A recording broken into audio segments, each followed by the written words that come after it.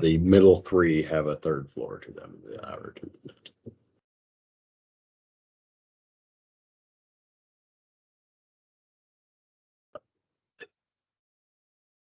And Chairman Lyons, we did get a comment fairly late from Kurt. I don't know if it made it into the packet regarding 3. I can read that in if you'd like.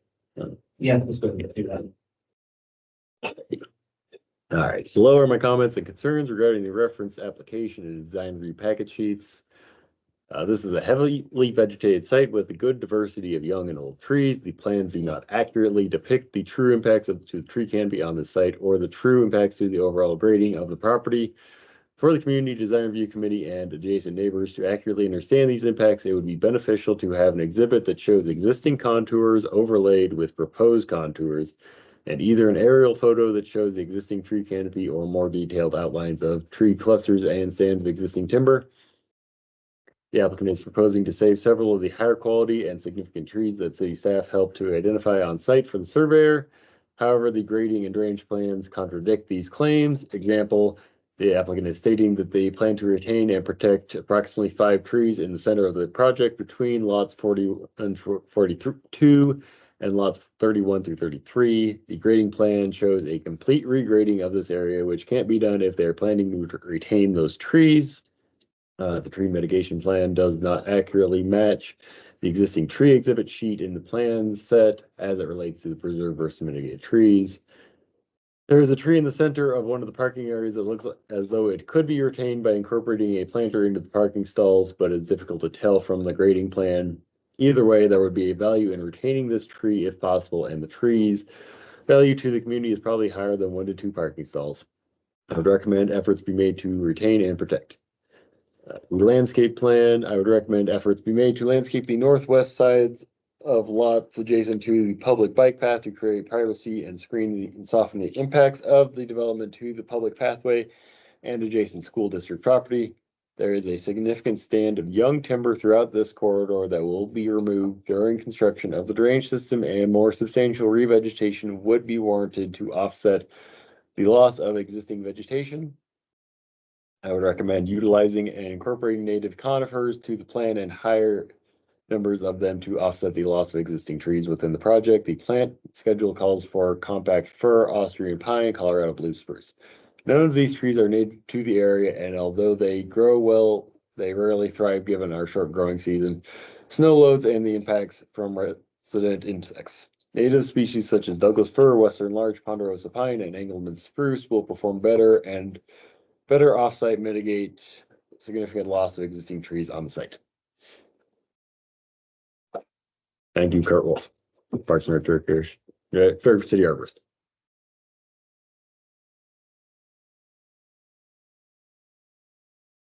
Any other questions for the staff at this point? Okay. Let's go back to officially. Yeah, do that. If I make a motion, we open public comment. Second. Motion and a second, all in favor? Aye. Aye. Okay, with that, we'll open up the public comment. Is there anybody, or now, anybody else online here, I guess? Yes. Okay. Anybody online or on the phone that wishes to comment regarding this application? If you're muted, you might need to hit *6 to unmute yourself.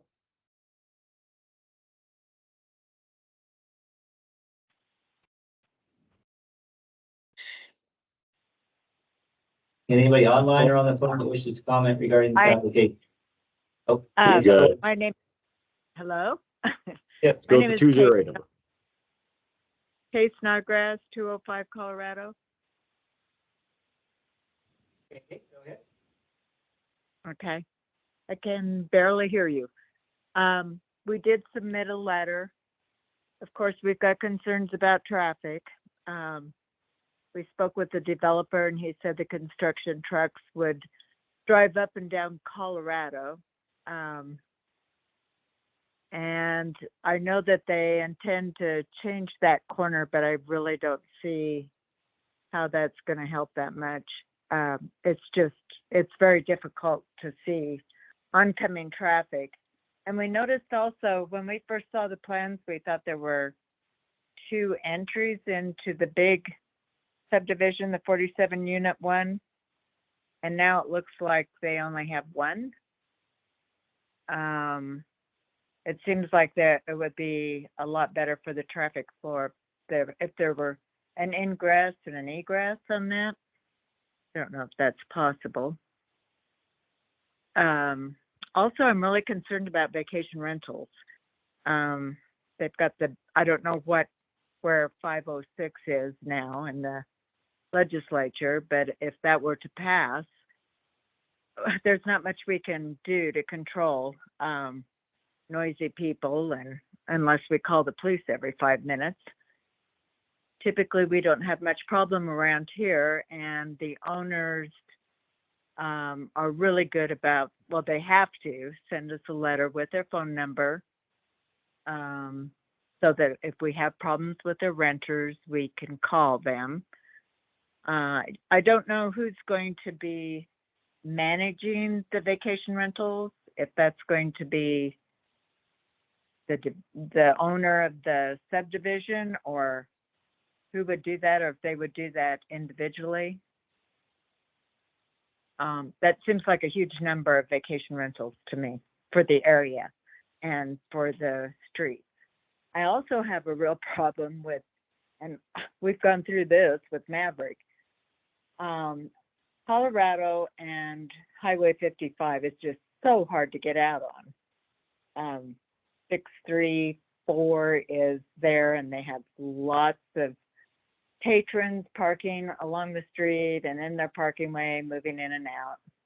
And I know I talk to deaf ears, but I have suggested that maybe it would be a good thing to make Colorado and flow into First Street a one-way, just to keep the traffic flowing and not put all of the traffic on one street. That would help disperse it onto other streets a little bit.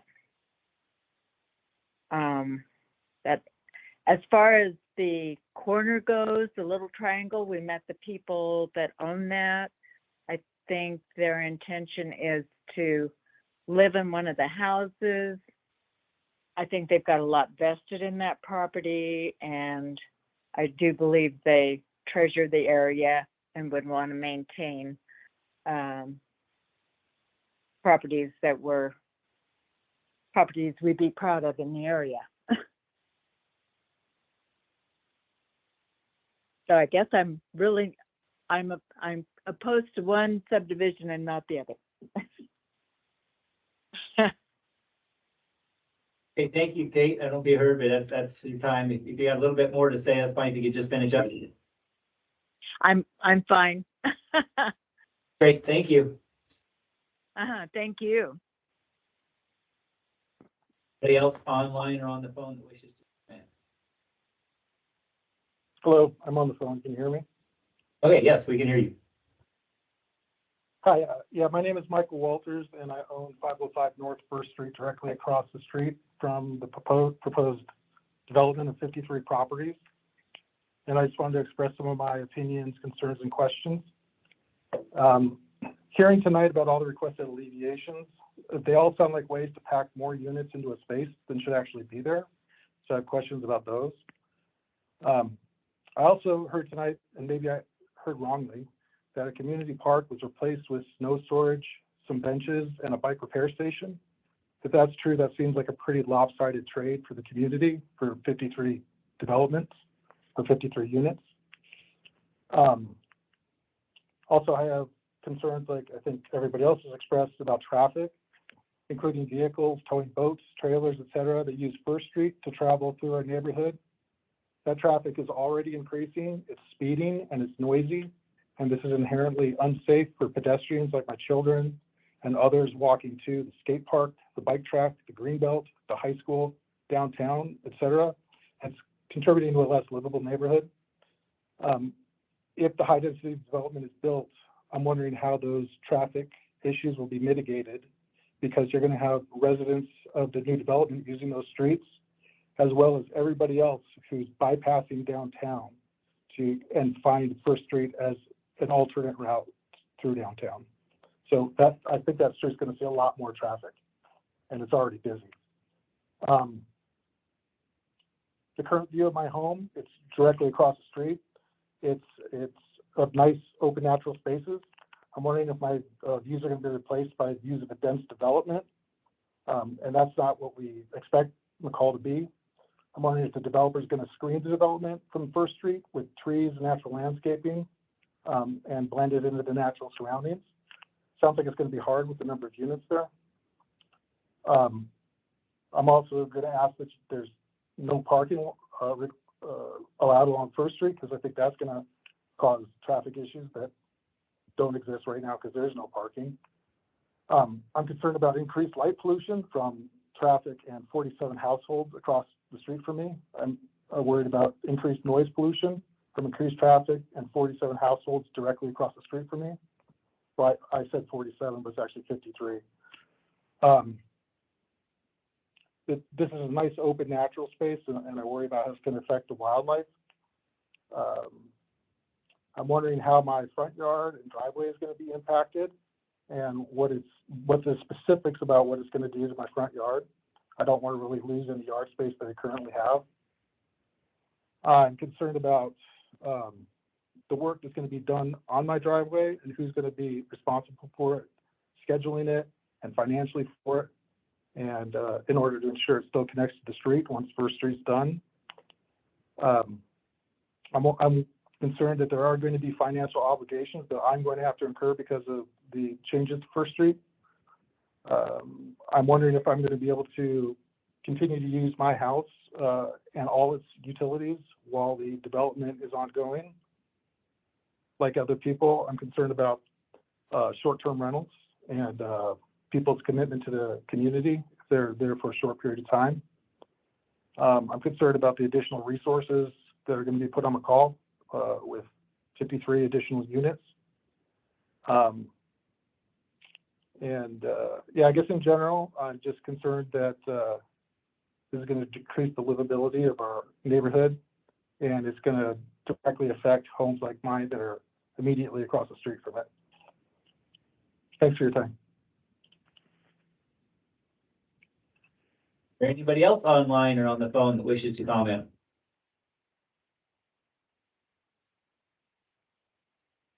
Let's hear the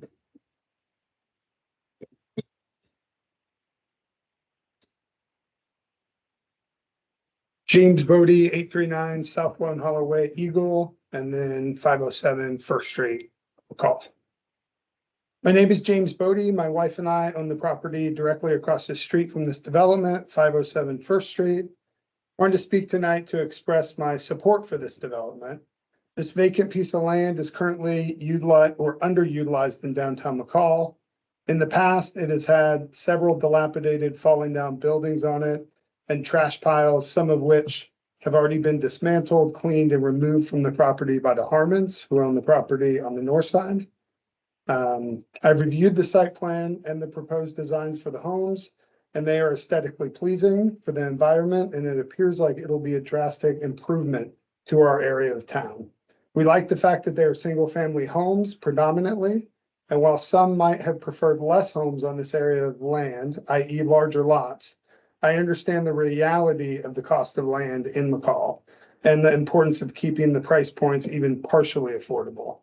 I also know that First Street will be widened and a new water and sewer line will be installed, both improvements needed in this area of town. It appears to me like the applicants have done everything in their power to work with the city and reach agreeable terms for both the applicant and the city.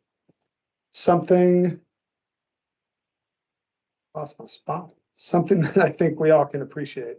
As an example of success in downtown McCall, the Silver Pine townhomes are diagonal to our property on Washington Street. And I would also say that those were an improvement to downtown land when they were built. We've never had an issue from any homeowners or tenants in that complex, and aesthetically, the area is lovely. We believe the neighborhood of single-family homes with a few townhome units included will be a nice addition.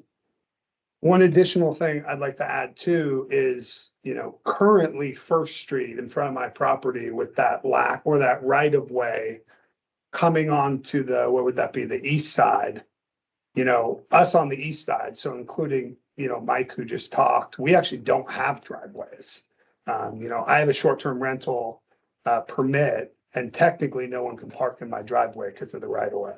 So the fact that this moves the entire street to the west and we gain our right of way back, I think is just a big improvement. Again, my wife and I support this development and hope that the city of McCall Planning and Zoning Commission approves it, and then city council does as well. Thanks. Anybody else here with comment? So, one last time, anybody online or on the phone that wishes to comment? Okay. Public comment section. And Commissioner, applicant, would you like to respond or rebuttal to respond to anything? Please. Thank you.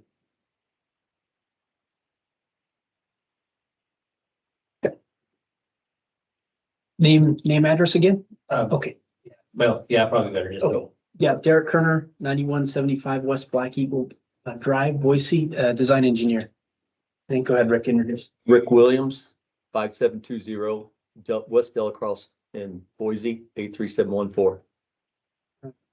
Commissioners took notes and got while staff was presenting, and then also some neighbor concerns here. Yeah, the homes, they're only going to be 10 feet in between them. I don't anticipate there to be a lot of foliage planted in there. We're thinking like a nice permabark, that kind of product in between the homes, and then have your landscaping out in front and then behind. As far as the sunlight factor, it is a hillside product, so we got to deal with the terrain. We can't. It's not a flat site that we can just array the homes like perfect with the sun type of thing. Hydrants.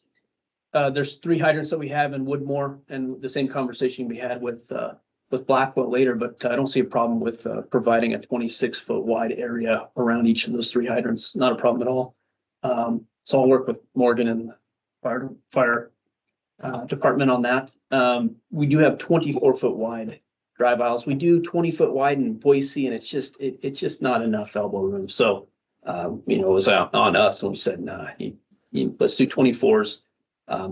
Does that give you a little bit more of a tailgate hanging out in the room? Absolutely, because the minimum is 20 feet wide for International Fire Code.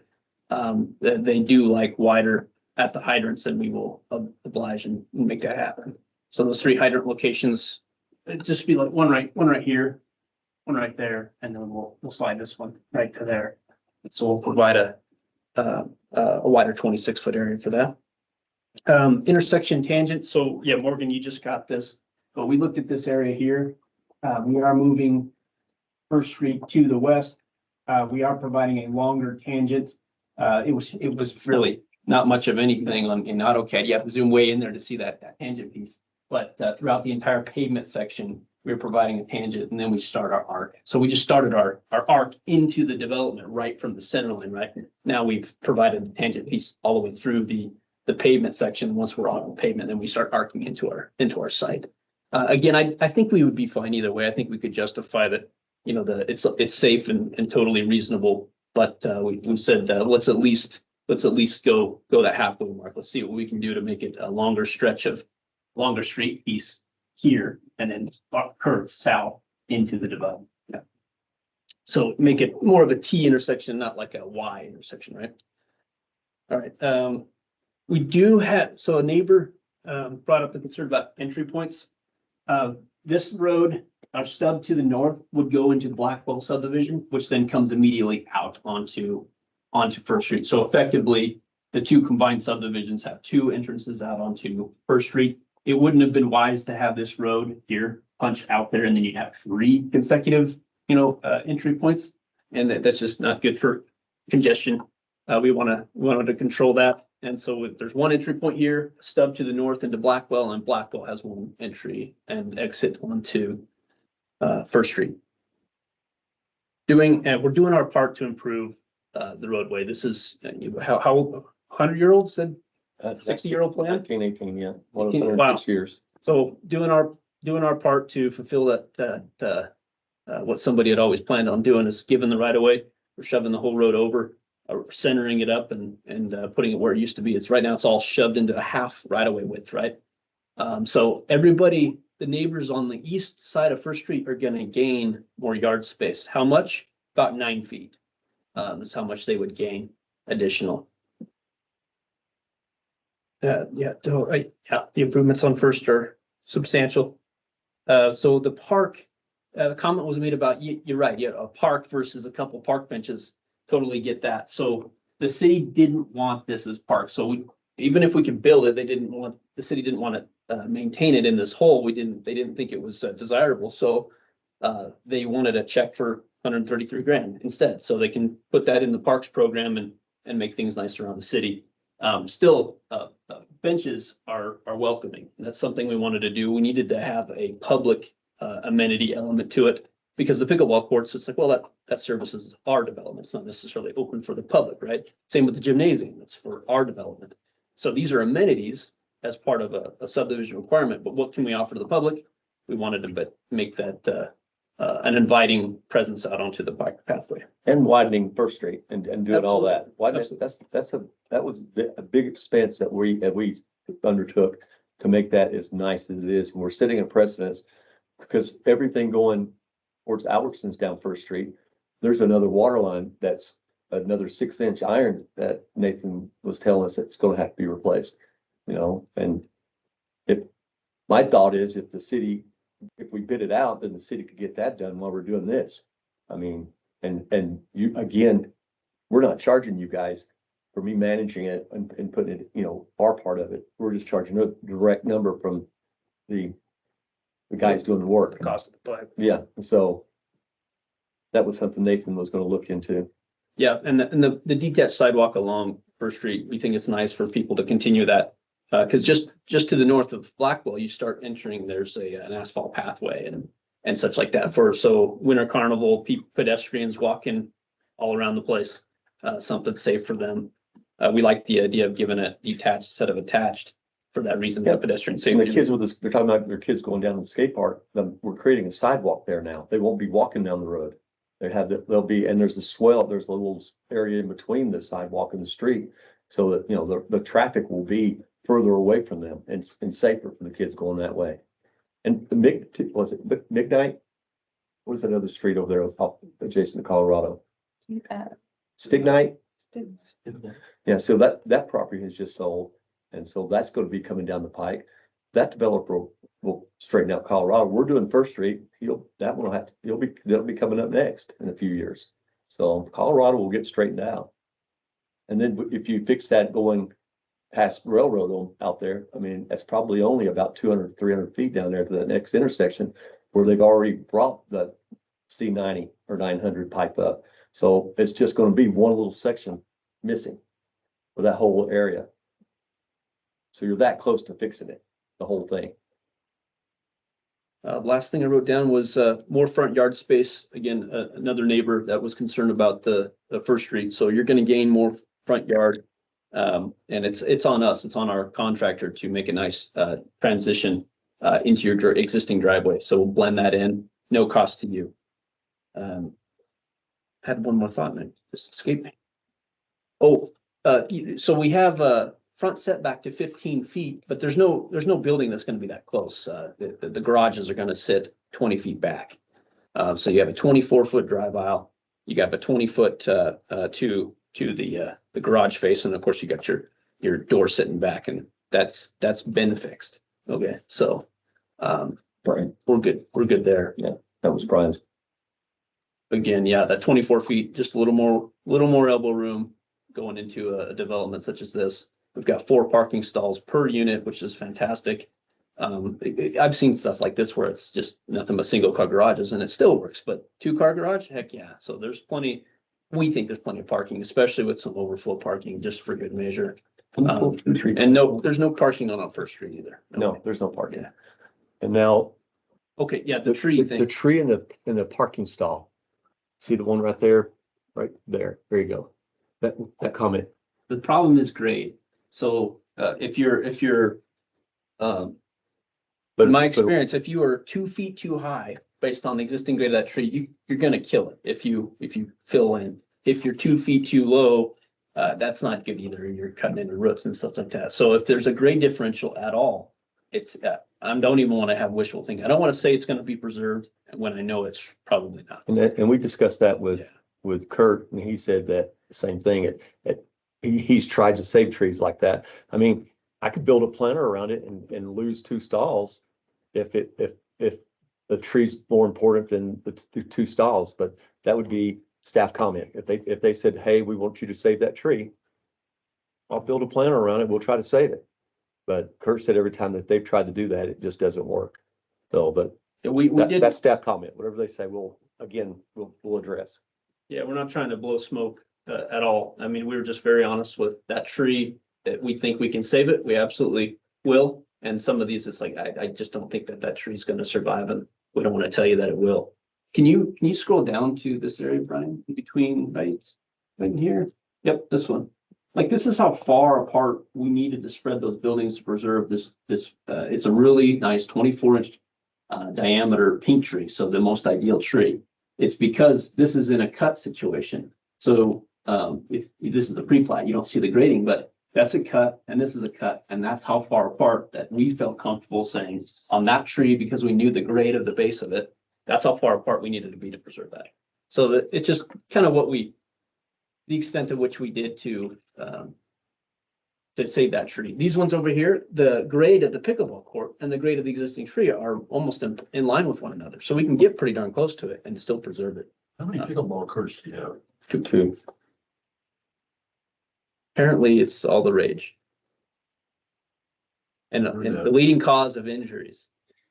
In people above 55, yeah. Yeah. Well, in the gym, I mean, that'll take some pressure off anybody coming in. They're not going to be trying to sign up for the local gyms right now. And I hear those are hard to get a spot to even work out in. So the gym was the other thing. So, and it's going to be fully a full functioning gym with the changing room and bathrooms and stuff. So.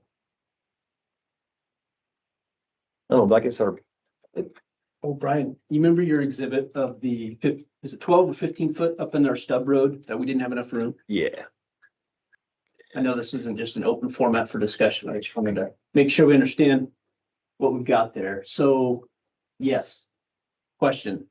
Because it's internal private roads, the 15-foot setback So it's from street side side. street still applies. Okay. Yeah. I just, because there was sometimes a comment like, well, that's private road, that's on you. It's like, we just care about the public road setback. So, okay. So we got to get that taken care of, and we will. Not a problem.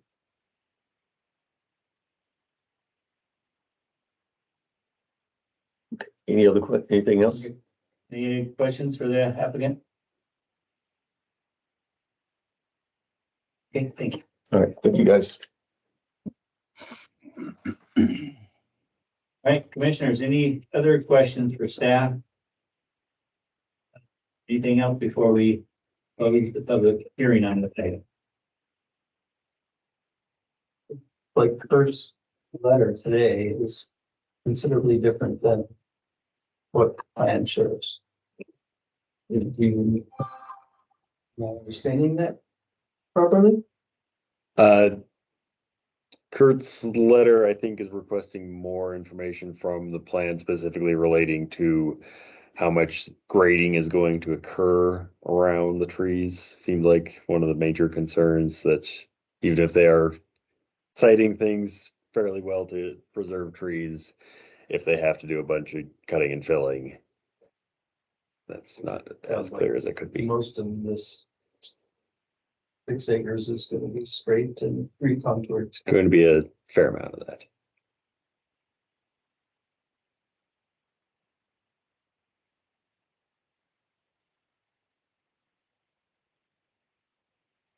All your concerns in your 3-page letter would be.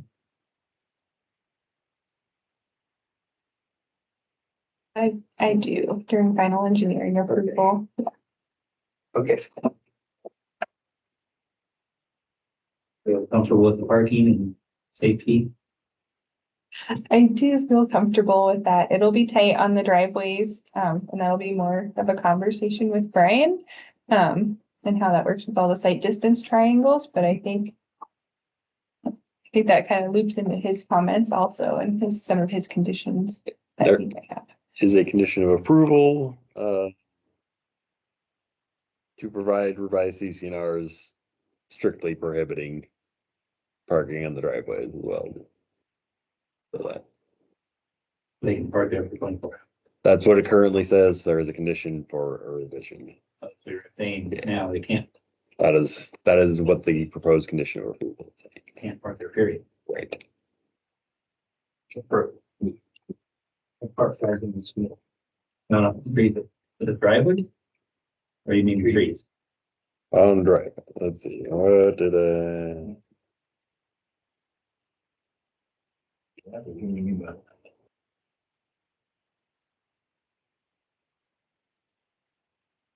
Where's on the street, right? Don't see it.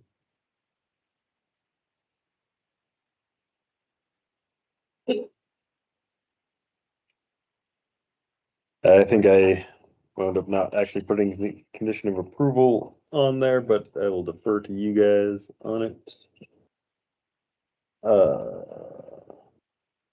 What was your plan condition? Prior to submittal of final plat and final development plan applications, the applicant should provide a revised set of draft CCNRs strictly prohibiting parking on streets or driveways.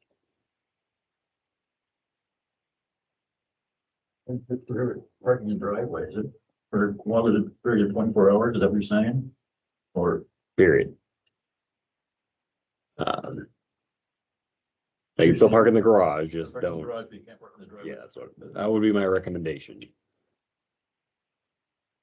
Is it gonna work for short-term rentals? And it sounds to me like that's something that would be violated right off the bat.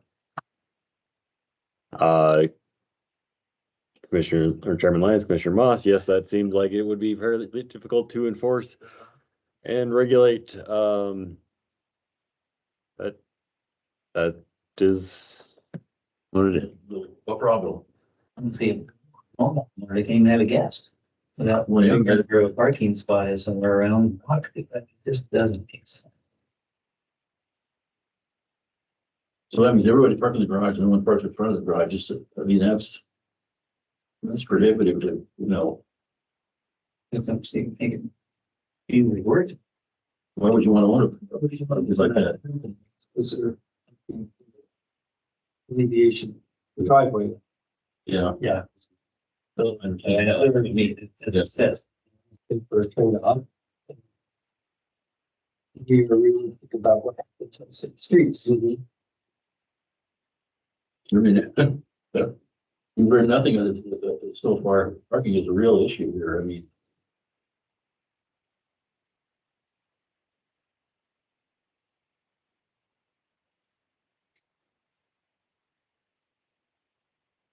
all right, Dan and Tom, do you have any other questions for staff before we go to deliberation?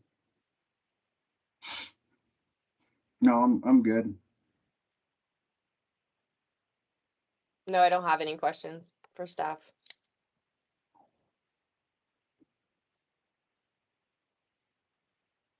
Motion, we close the public hearing regarding this application. Second. Have a motion and a second, to close the public hearing. All in favor? Right. Aye. Aye. Have a vote. Deliberations. Back to the parking thing right off the bat, what's the alternative here? Or is there one? Chairman Lyons, Commissioner Moss, the public hearing is closed. You have gathered your information. It's time for you guys to discuss. Questions would be to us if there was. Yes, you want to start?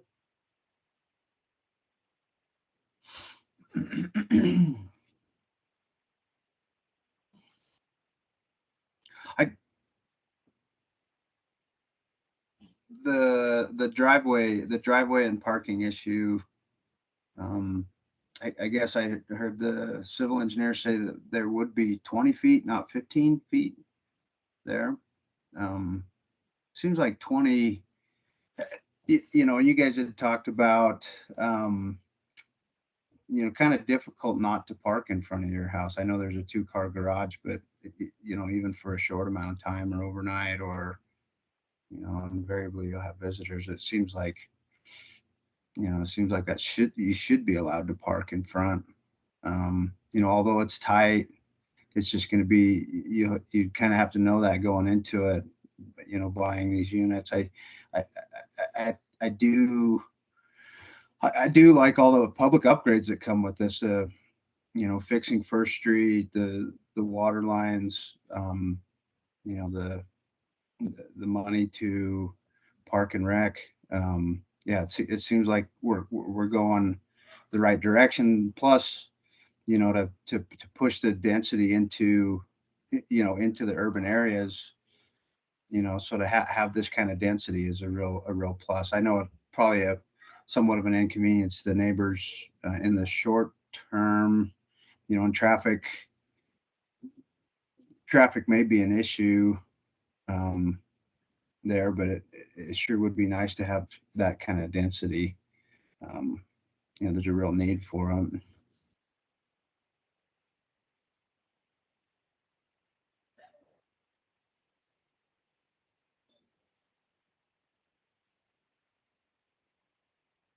Brian, I know it's not any question for you, but is there a picture of a plat showing the dimensions of from where the front of the building is to the road? Just so we can reference that. I want to look at distance.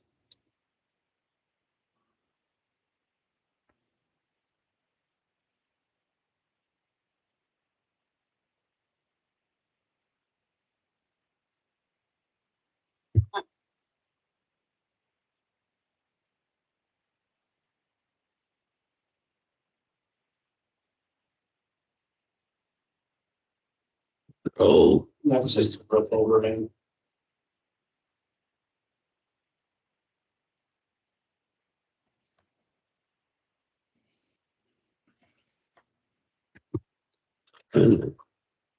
cool.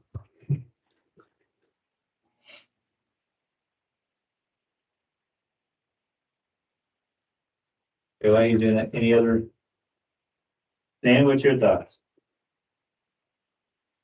I agree with the parking situation. I don't know if we would want to strictly prohibit in the driveways or put vehicle length or something like that. Because yeah, you're gonna have guests over that need to park and there's not that much overflow parking and you don't want them parking on First Street or Colorado Street. So yeah, I do think we need some condition to restrict that, maybe not prohibit though.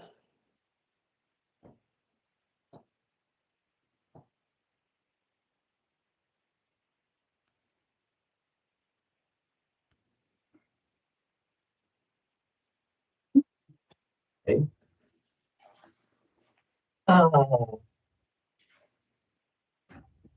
I, um, you know, I know there's always a balance between cost of property and improvements and making a reasonable profit for a developer, but according to their appraisal, it's only 40,000 an acre, so fucking 260,000 for the property, which doesn't make sense to me. And I think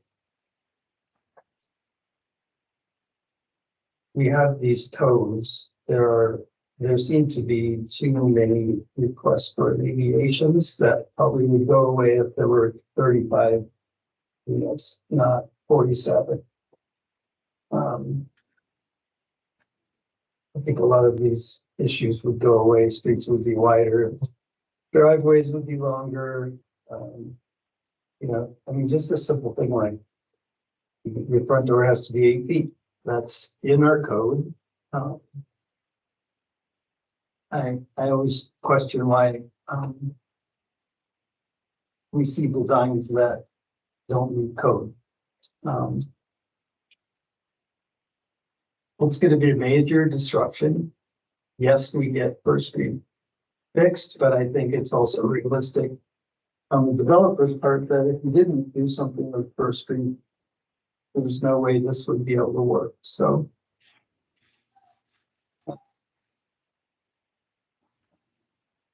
I guess I would like to see the number of units reduced and then work on getting some of the other solar driveways, parking. Which I understand would be putting this down the road a little ways, but that's my thoughts. Right? Well, I think the parking thing, if they had to decrease the number of units in order to make parking more usable and more and easier, I'm not, I don't know how you enforce something like that. So you can only park there 24 hours or you can only, have some kind of restriction on it. And I have no way, no knowledge of how you enforce something like that. And I don't know about, I think about it myself when I go into to a driveway, to some place that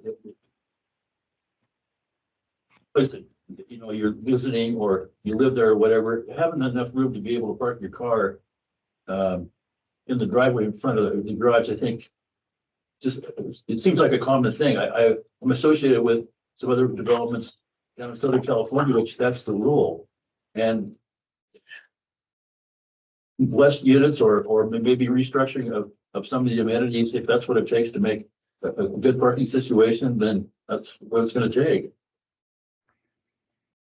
But I really think that if you restrict the parking in front of the garage doors of all these units, I think it's gonna be a detrimental thing to the whole project.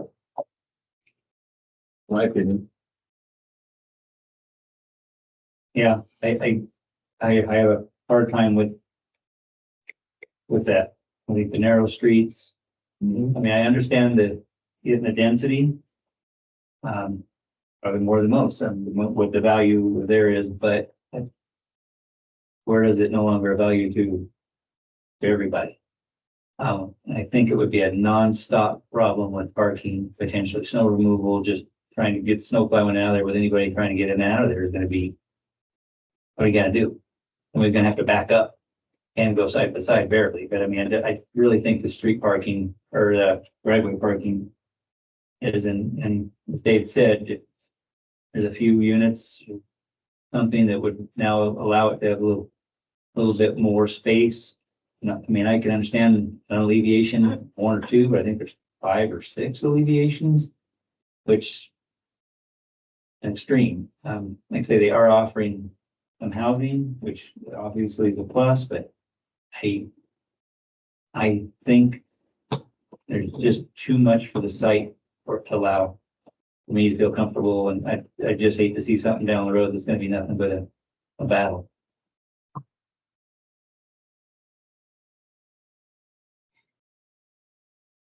So.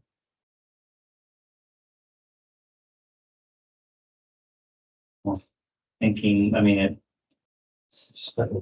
How to word the motion. want to continue it to see if the applicant wants to come back with a modified proposal.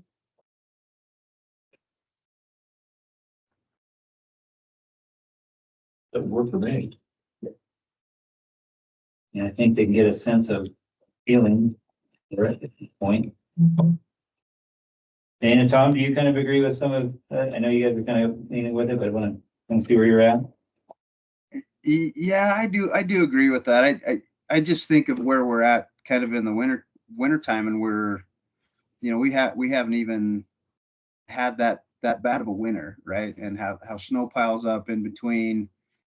And this site would be tight in the summertime. And it seems like I kind of agree with the comment that, 1 or 2 alleviations, but these alleviations stacked on top of each other. Now we're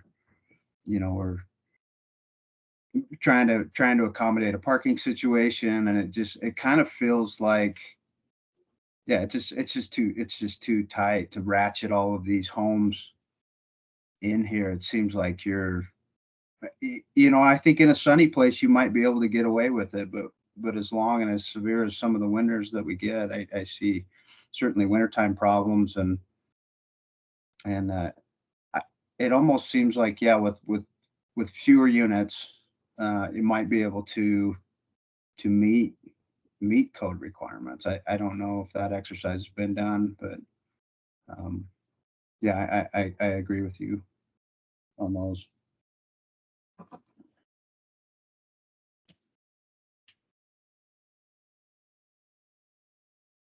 I think we're kind of in agreement.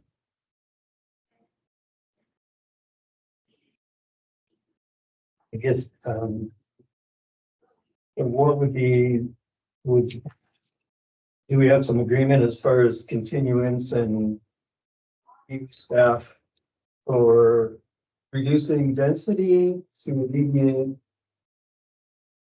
to reduce some of the alleviations that we're gonna work for you?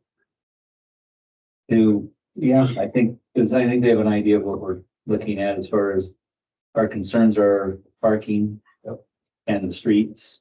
And if there was a way to reduce density to address that and hopefully any other alleviations there, you know, as many alleviations as possible. To, yeah, code requirements. We're not saying all of them, but as many as possible for us to review. And do we probably need to have a date specific? Or can we leave that one? Oh, Commissioner Chairman Lyons, you may continue it to a date-specific hearing or table or remand it back to staff, at which point it will require new public notice. I would think a date-specific would probably be better. Yeah, It's probably, yeah, 2 meetings, not next. So you might take a while to reorganize it. Yeah. Yeah, that sounds like a pretty big deal. So 2 meetings, yeah. Mhm. Yeah, I think that's give time just in case. Okay, If that we put it to, we may. Step. move to continue PUD 2304, SCD 2303 to May Um, 7th. yeah, 7th meeting to allow time for staff and the applicant to provide more information on the following: reduction of density, reduction of requested alleviations to the McCall City Code. I'll second. Second, All right, we have a motion and a second to continue this. All in favor? Aye. I,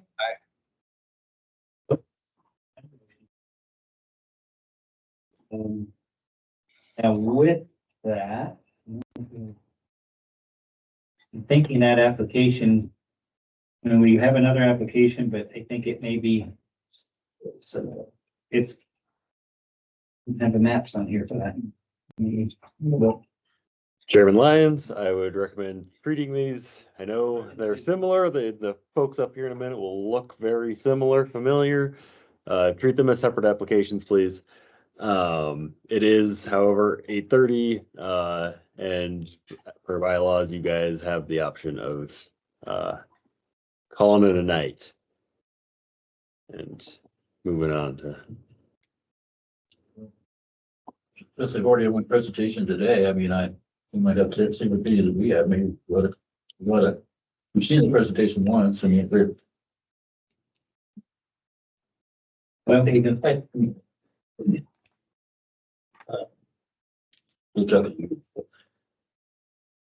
Just a continuance? Or is it? Any outstanding items still on the agenda will be continued to the April 2nd.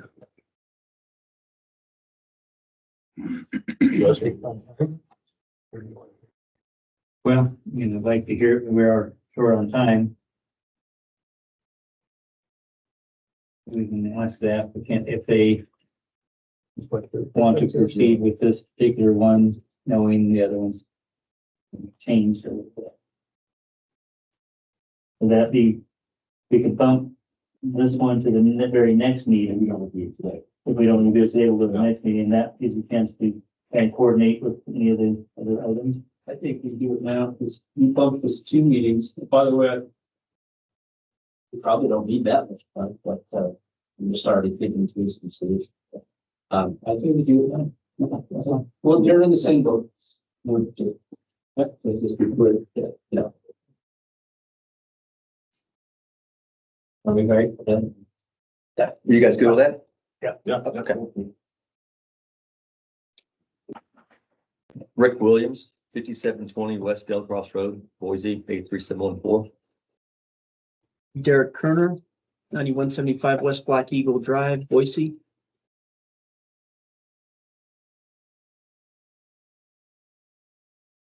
Yeah. Okay. Okay. This is the continuous of the Blackwell is the Woodcrest, the lower part of that. Pretty much setbacks are the same, so we're gonna run into the same problem. We were just discussing that. We've already done he doesn't have a tree problem because all those were just like aspens and stuff, and Kurt didn't care. They're also taking care of the cost of First Street to bring it all the way past them. So, I mean, the amenities and everything that we talked about, they're going to have access to our pickleball courts and to the gyms because we're doing this as a joint effort, even though it's 2 different people, 2 different companies. Houses are a little bit bigger, a little bit not different, a little upper scale on theirs. They're spending a little more money on their housing design and stuff, but they're a little bit larger. We're going to address the same problem. We're 20-foot setback. I mean, like when Brian was looking at that, that's the overhang of the eave to the front. So you do have the 2 feet. So when it said 18, there's still 2 feet, to the door. Look, addressing that with this is going to be harder than on Woodcrest because they don't have that much room. I mean, they'll lose a whole unit to change that. So that's something that we're going to have to run through with engineering and try to figure out how to do that. I think we've got enough room. I don't know that we'll lose any units up at Woodcrest, but these guys, they can't afford to lose a lot of units. So I don't know how we're going to do this one. We're going to have to get the staff, and we need to spend some time with Brian and with the engineering, and he knows all the rules. He knows what we need to do and how we can balance this, because there has to be a balance somewhere, like you said earlier. So. Yeah, to that end, it's, we're asking for code alleviations because of the product type, right? The narrower single family lot doesn't comply with the size, and then it's just a trickle effect. It's like, okay, well, now the garage door dominates too much of the front. Well, that's all catered to the same rules, same set of rules. And I think Brian nailed it when he first presented on Woodmore, which was there's reasons to ask for these alleviations, but I can tell in your minds that they're stacking up, and we'll have to evaluate what's that magical number. We're asking for 7. Do we get to 5 and we're good type of thing? So we'll have to figure this out. Yeah, the garage, this site here, well, you'll get into it, but it has less alleviation because the lots are wider. These ones are over 50 feet wide, so there's no condition or special alleviation for hey, let us go down to 33 like we did on Woodmore. So this one's got more room, but the maximum density is set at 6. So that's why we're stuck at 6, and it's for a sewer capacity issue. Also, the density of this site, the site's only 0.8 acres. So these are wider buildings. So the garage door doesn't dominate more than the typical 45%. Again, it's because it's all catered the same. It's a 50-foot wide lot, so you're not going to run into those problems. Garage doors are still 20 feet back. This drive aisle is 24 feet, just like Woodmore. We will look, I'm already thinking about, how do we make this 26 foot throughout, right? We got to be able to park in the driveways. So I was hearing you say that. I was like, I think you mean drive aisles or the driveways, not the individual driveways, but hey, no parking on the streets, no parking on the private streets, private drive aisles. But But yeah, we got to get away from restricting any kind of somebody to be able to park in their own driveway. They're on their own property for crying out loud.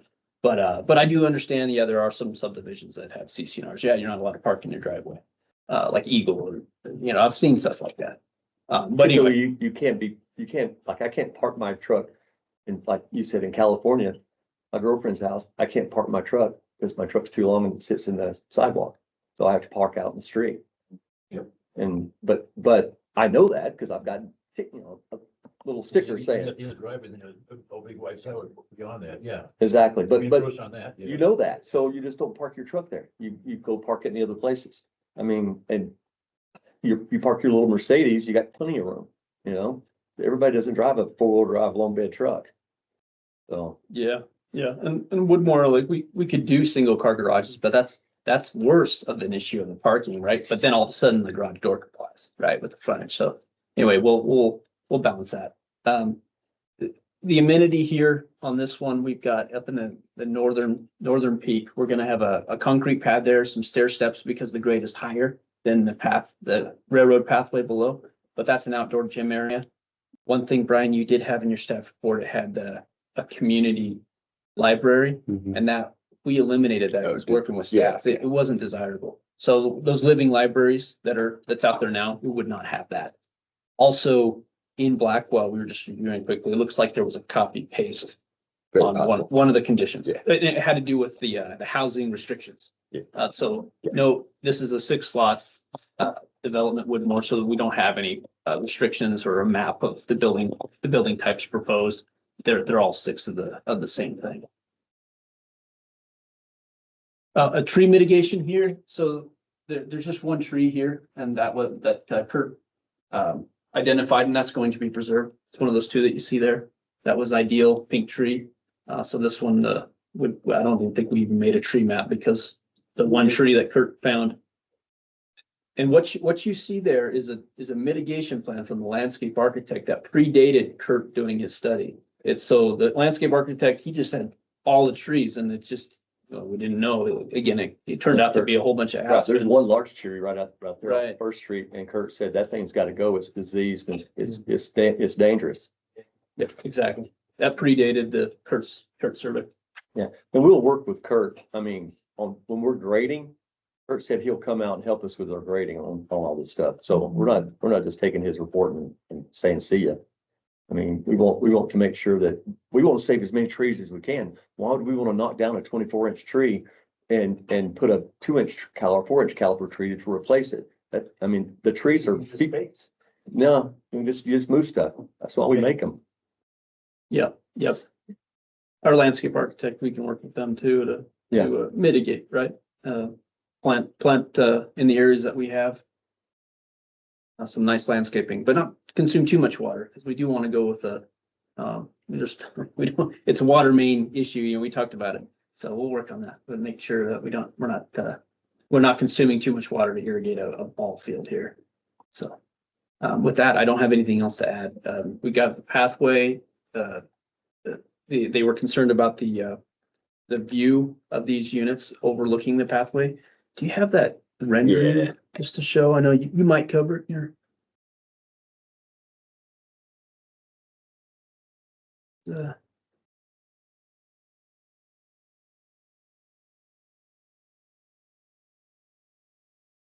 Yeah, there was one picture that I sent. It was in the email, but it was that 3D, beautiful 3D. Yeah, so really help everyone visualize.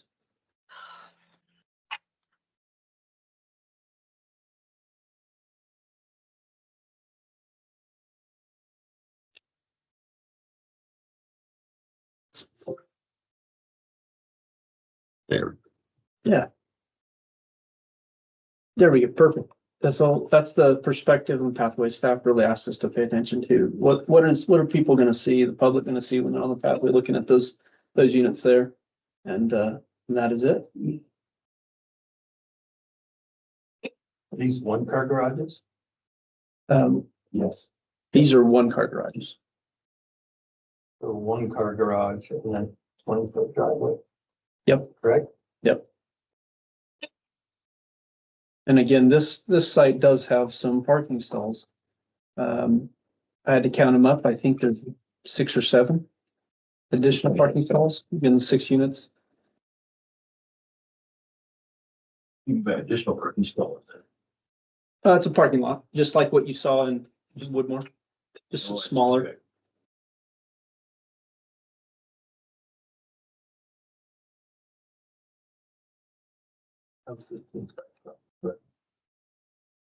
There's a, this looks like 6 more, 4 and then 2. Exactly. Overflow, gas. Yeah, we're picturing someone's able to still park in their driveway, right? So one in the, park in their garage, park in their driveway.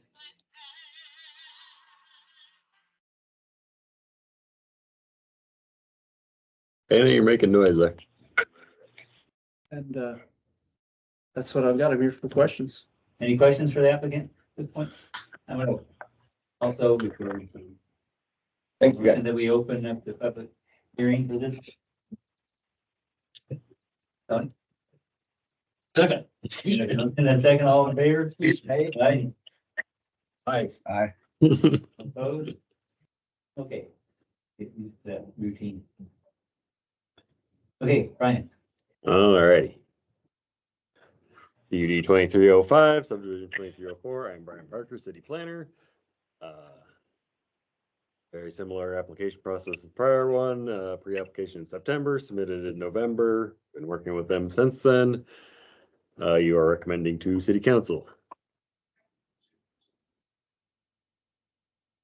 This one is 6 residential dwellings, all detached on a 0.8 acre parcel, currently zoned R8, medium density residential with future land use designation matching. Subdivision preliminary planning and development applications, in order to grant a PUD. The underlying zoning must be met, which it is as conditioned. The proposed use must not be detrimental to present or potential surrounding uses. And yada yada, the proposed use consistent with existing zoning and comprehensive planning and unlikely to be detrimental to surrounding properties. The density meets the R8 zoning. Again, they are requesting alleviations which are allowed through the PUD process so long as they are warranted by design and amenities. Reduce directions and minimum lot sizes, street frontage, right of way width, front yard setbacks, and exemption from the height building rule. And in exchange, they are proposing community library has been removed, benches along railroad pathway, an outdoor gym along the railroad pathway, and then access to the gym and pickleball courts in the subdivision to the south, should that be approved. Not applicable. The planned unit development generally meets the comprehensive plan designation. It matches future land use designation. It's infill and again is having improvements to bicycle and pedestrian network. The existing and proposed streets and utility services must be suitable and adequate for the proposed development, which the applicant is proposing to improve First Street and the water, sewer, and power networks to serve the site. No development agreement is proposed. No zoning map or comprehensive plan amendments are proposed. So subdivision, proposed plat is not consistent with general applicable and specified plans as specified in Title 3 of this code, this title, or the comprehensive plan. Again, is consistent as conditioned, designed or improved. Subdivision is not consistent with general applicable and specific plans. This is consistent with Title 3 and Title 9. The site is not physically suitable for the type of development. This site is fairly flat, is fairly quality development parcel. Site is not physically suitable for the proposed density of the development. Again, I think they can fit everything in there. It's zoned properly. It has adequate topography to fit everything in it without a ton of grading. The design of the subdivision or proposed improvements is likely to cause environmental damage or substantially injure or wildlife or habitat. There aren't very many trees on the site. There's not a lot of wildlife habitat available at the moment. There's currently kind of grassy area.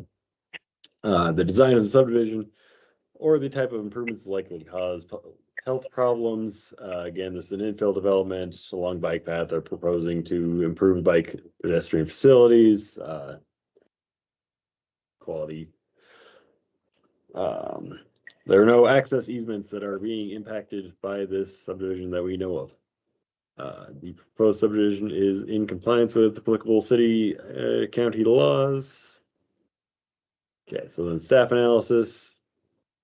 This one, for whatever reason, the math doesn't quite add up to 5,000 square feet per lot when you count in the common area and right of way. But again, the average minimum lot size can be smaller than the minimum required by the zone through the planning and development process.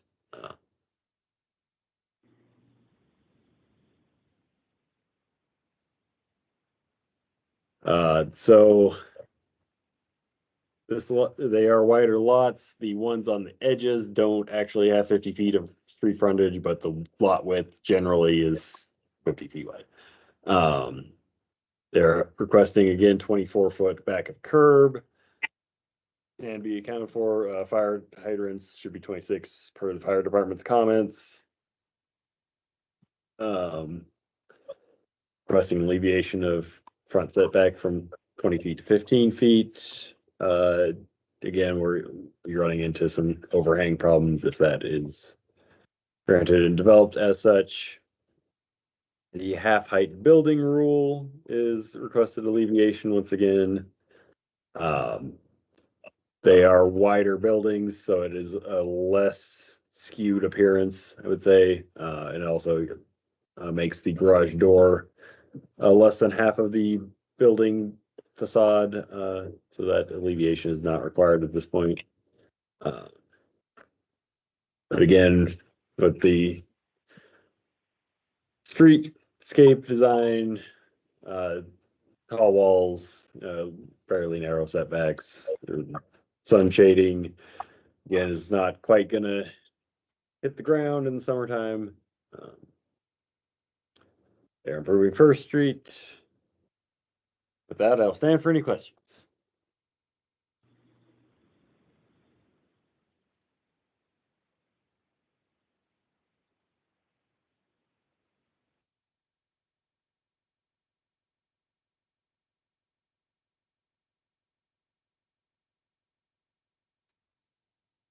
There is a currently a old barn shed-ish thing that stiff breeze is gonna knock over.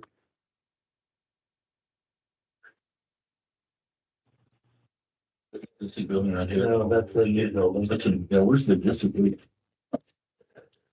Oh, okay. Okay, just curious what both blue line is.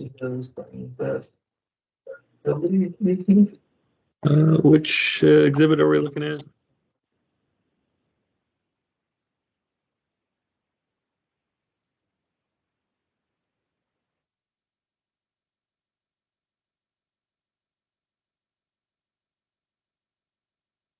Shaded line to right, photo right.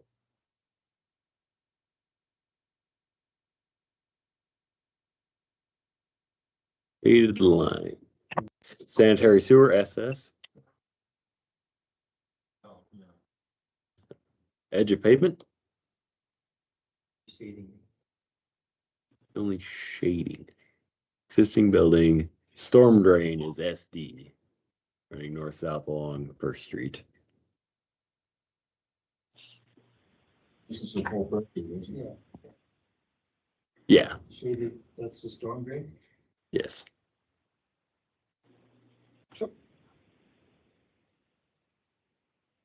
Is that one? That'll be a good question to ask Morgan in a minute. Any other questions for Brian at this point?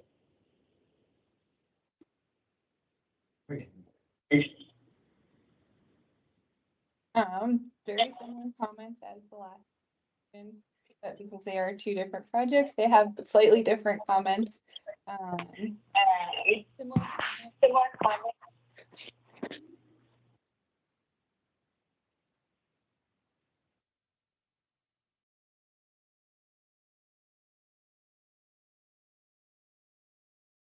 this one. But overall, we have agreed so far on rebuilding First Street as the proportional improvements to mitigate the traffic impacts that are had with the project. This one has much less impacts than the Woodmore because of just the number of units. Let's see. On this project, they do only have the one access point. There's a turnaround that'll be constructed if Woodmore does not go through. Vice versa, they each have to stand on their own and show compliance with those standards. I should have mentioned that on the last one, but that's okay. Let's see. I also had a question about their grading and reducing some of the slopes on their private drive to allow for more stopping spaces coming into the intersections. We do appreciate that they aligned the intersection with Washington because it makes it better intersection overall instead of having an offset intersection. That was one of our early comments that got incorporated into this. They did put a lot of effort into their draft stormwater drainage report. And you asked a question about where that drainage goes. There's a few options that need to get worked out. They need to verify the storage capacity in the regional BMP that's across from city campus. If they drain all their flows on the east side of the road, or they can have the flows come to the west side and bypass that and have their own treatment in the swales for that road runoff. So there's options there. There's also another way to get it into the stormwater system on the east side of the road. It's just kind of working out where the ultimate spot is, but there is a spot for it.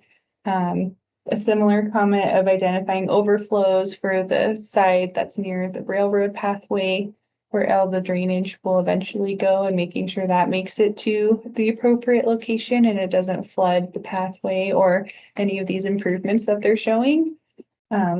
It shouldn't, but just making sure that it's identified on the plans. They are upsizing, or they are looping the main as a standalone project or within Blackmore. If they are coming in on their own, they will loop their water main on their southern property lines. And if Woodmore is being constructed at the same time, it gets shifted a little further south, so it's more central between the two projects.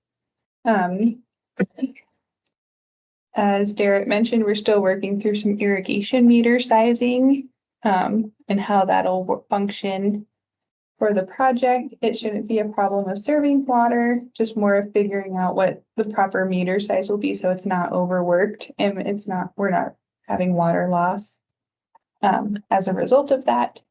And that is just my comment letter that is also about 3 pages long. Let me know if you have any questions or would like clarification.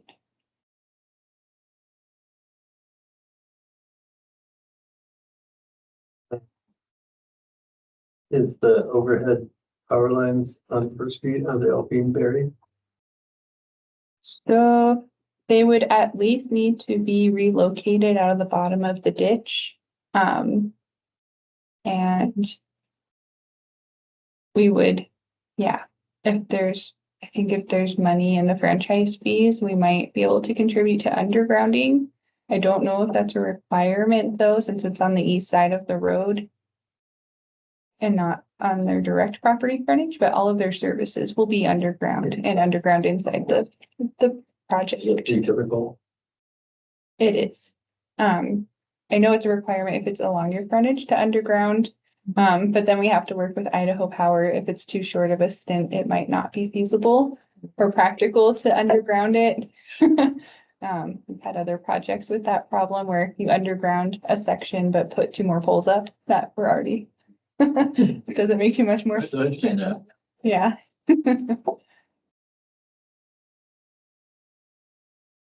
right, any other questions for Morgan at this time? Okay, with that we open for public comment. Is there anybody online on the phone that wishes to comment regarding this application?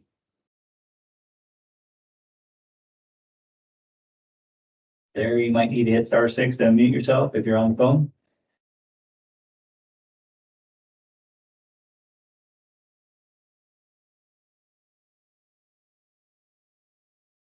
Comment on this one? All right. One last call, anybody online on the phone that wishes to comment regarding this application? In the public comment portion. Any other questions for staff? Commissioners, before we.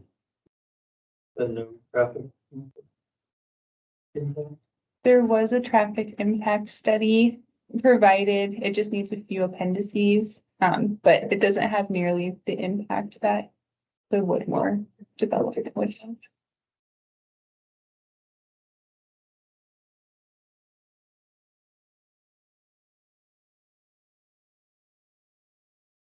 They are two separate applications, but they still, there are changes if one, the other doesn't happen.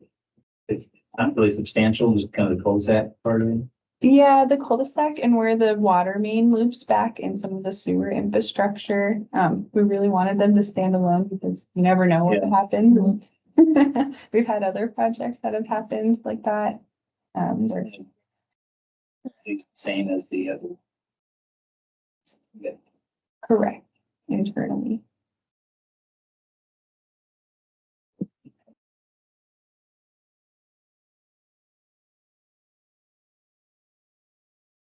There's any other questions for staff before we go to deliberation?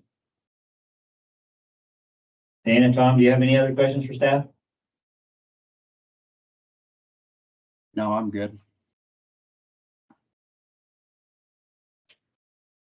All right, with that, we'll make a motion that we close the public hearing. Second. A motion and a second, all in favor? Aye. Aye. Commissioners, discussion, deliberation.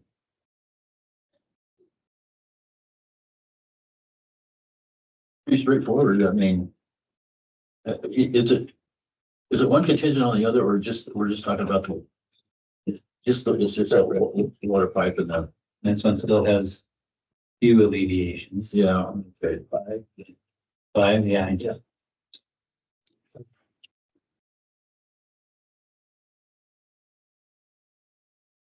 To the driveway frontage, width of the street. I think the building setback a little bit, Yeah, yeah. setback, solar. We're in the same. Yeah, I have a hard time. Yes. Yeah. Yeah, same concerns. Mhm. Well, if you alleviated, no, boy, that's gonna make it pretty tough, isn't it? And it's one of the units,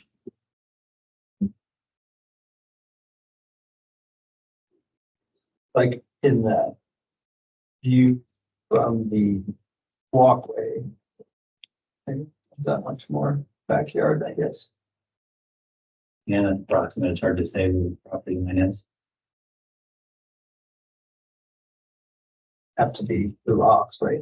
Bob? Yeah, and so we can put that on public. There's a river right away. Public right away.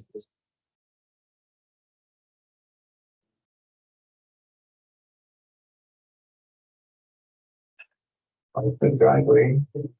No space in that.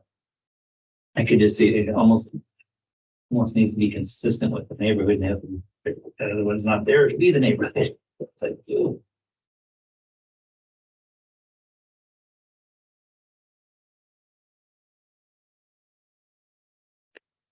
I would have a hard time approving it as it sits. I would like to do, and personally, I'm thinking.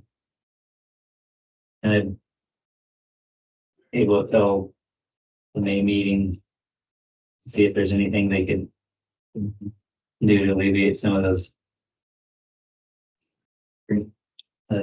Requests. Yeah.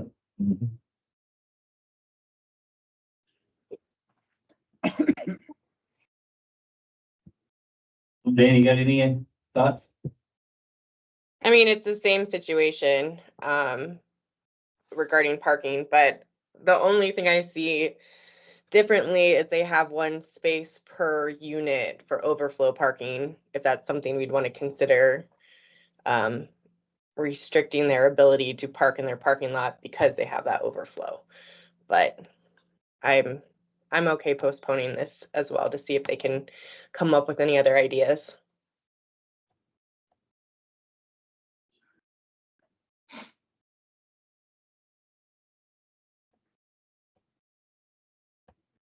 Bigger homes, they also have the one car garage, so there's even less parking Yeah. interior. Right.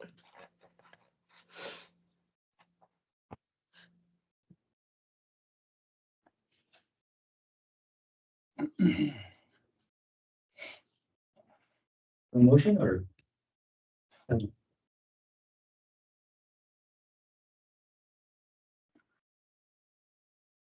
do you guys say? Move to continue PUD 305 and SUV 2304. May 7th meeting to allow time for staff and the applicant to provide more information on using some of the alleviations, specifically road width and setbacks. And there too.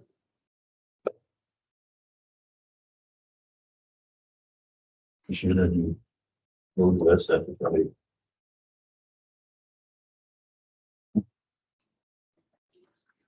Reduce some of the requested alleviations. The proposal. Second. Second. No, you have a motion and a second, all in favor? Aye. Aye. Aye. Carried, we continue to May meeting. All right. Hanging of sign, got a new sign at the.